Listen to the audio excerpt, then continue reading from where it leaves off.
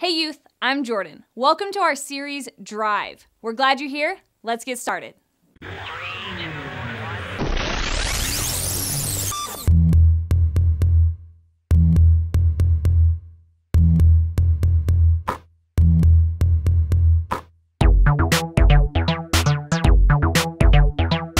What kind of a driver are you? Or if you don't have your license, what kind of a driver are your parents? I mean, all of us do some crazy stuff or foolish things while driving, but hopefully you've never done anything like these people.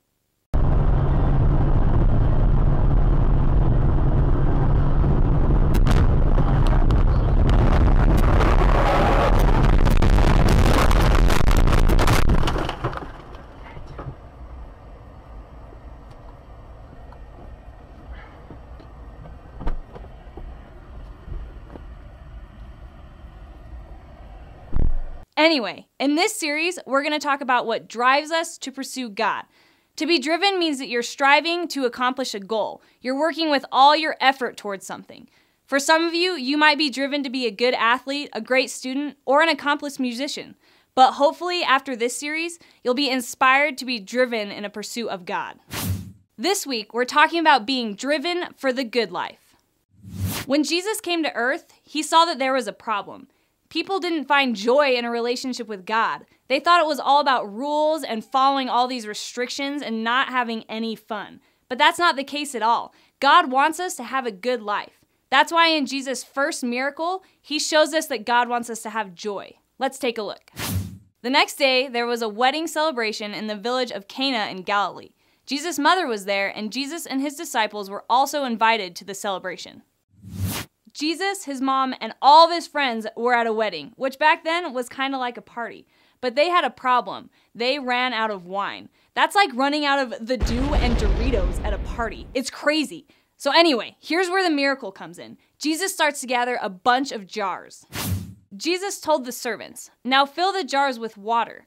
When the jars had been filled, he said, "Now dip some out and take it to the master of ceremonies." So the servants followed his instructions. The master of ceremonies was the guy in charge of the party. It's like your mom when she brings the dew. Now anyway, he tried the water and it had been turned into wine. Jesus had turned all the water in the jars into wine.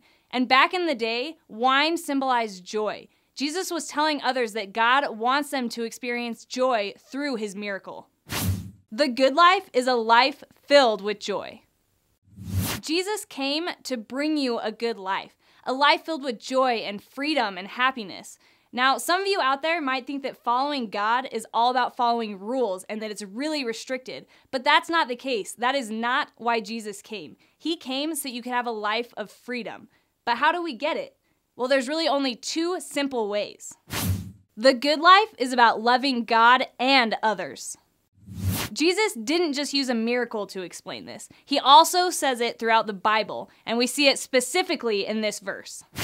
You must love the Lord your God with all your heart, with all your soul, and with all your mind.